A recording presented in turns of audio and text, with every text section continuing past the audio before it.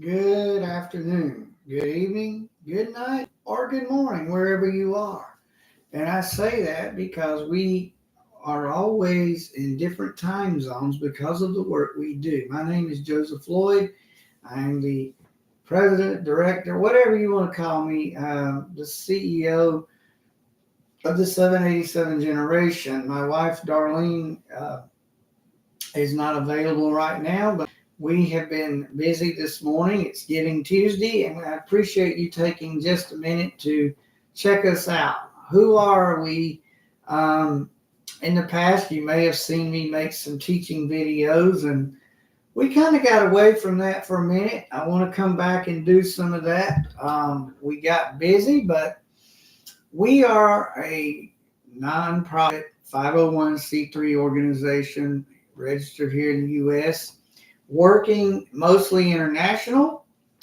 We're raising up the generations to seek the Lord, to be trained, equipped to minister, to pray, worship, love Jesus, be discipled.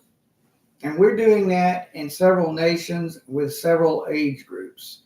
Um, I don't have the book available now, but you can go to Amazon and check it out. Go to our website. Our website is 787generation.com. Our giving, or if you want to contact us, it's info at 787generation.com. I'll put a giving link in this down below. But basically, we started out many, many years ago, but in 2021, we started teaching 3 kids online in Oyugis, Kenya. And that ministry has grown to over 100, nearly 130 kids every week. We have many volunteers.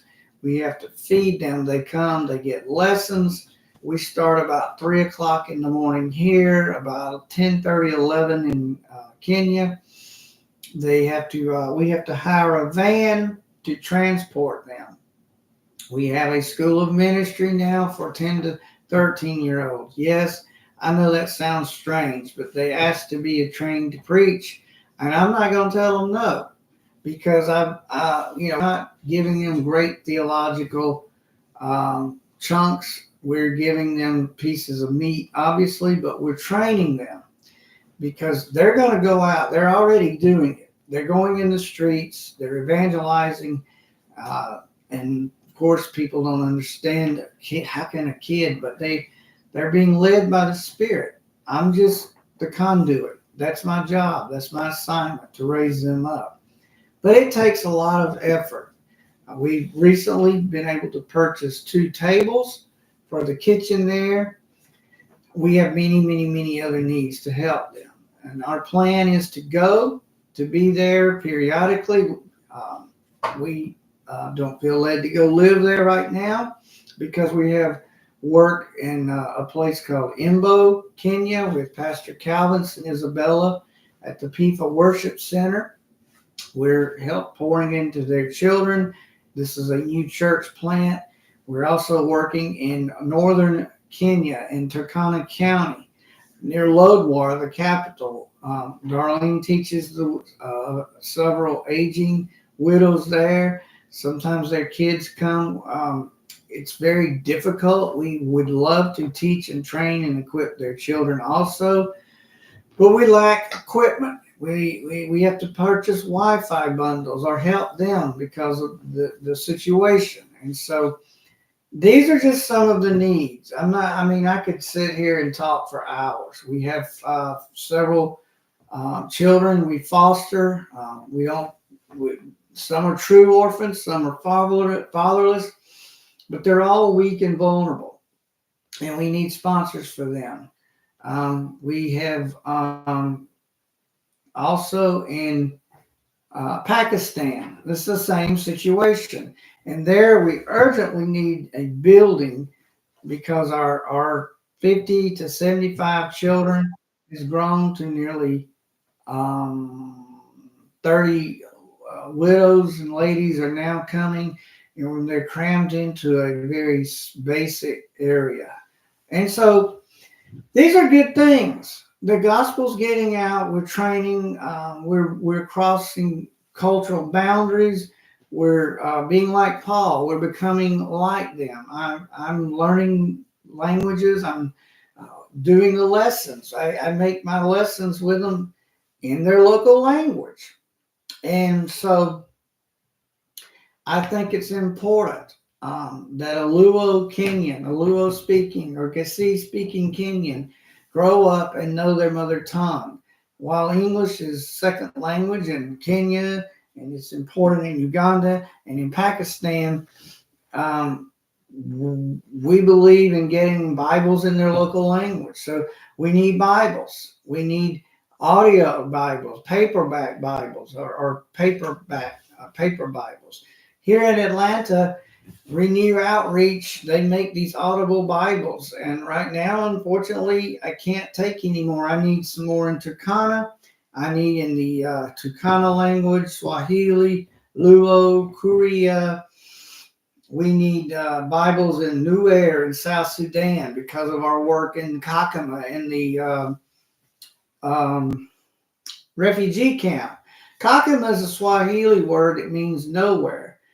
And in this refugee camp, there are people from many nations because they fled conflict. This is where the Lost Boys of Sudan fled in 1996. Of course, many of them are gone now, or some are parents or even grandparents. But we're training the children in something called peer discipleship, where rather than me pour out a lot of knowledge, and then they just take that, the elder ones, they start teaching each other.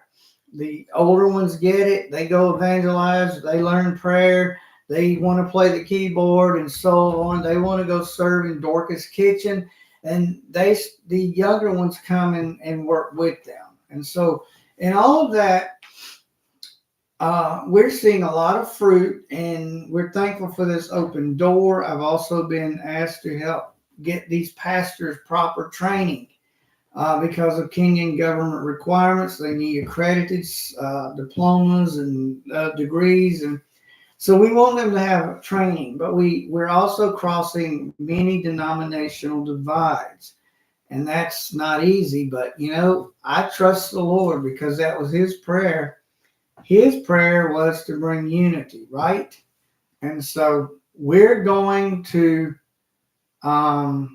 see a unified body. There are Pentecostals, there's Baptists, there's Quakers, there's Arabic-speaking Sudanese, there's Burundi, Swahili speakers from Congo, there's Burundi, Ethiopia, and of course Somalia. We have Muslims, and God bless them, and we're going to be doing prayer meetings, but all of this takes money because they don't have a lot, and the UN has cut their food rations, and so we're not playing games. We don't have time to play games. This is my life. This is what I do. Now, I do work a job. I have also a publishing business I'm trying to get going, but we need help too. But right now, our biggest push is to get these things where God has allowed us to raise up a lot in a little short period of time, redeeming the time. And so we need your help. We need, the biggest need is food in all of these places. They need food. They need school fees. Children in Africa or East Africa and Pakistan, they can't afford to go. They don't get free education. If they go and they don't pay their fees, they send them home. And we have a lot of these vulnerable kids that they have no one to champion. And we're trying to fight for them. We want to see them get educated as we train them in the nurture and admonition of the Lord. Okay? So we appreciate any help. $10, $15, $20, $30, $100, $5,000. We'll take whatever we can get, and we'll take those prayers. God knows we need those prayers. So listen, Thank you for your time. Thank you for taking a minute to watch this. And please pray for the nations. Pray for these children. Pray for these youth. Pray for our young adults in Kenya as they have come within a year from suicidal and drug dependent and full of rejection and shame, guilt, and bitterness and unforgiveness. And now they're walking in freedom. They're preaching the gospel. They're getting their lives turned around. But we need to help them. Sometimes it's a struggle for food. We need another house because one of the houses has now become housing for orphans. So, like I said, the needs are great. If you want to know more, feel free to message us at info@787generation.com. Thank you, and God bless you.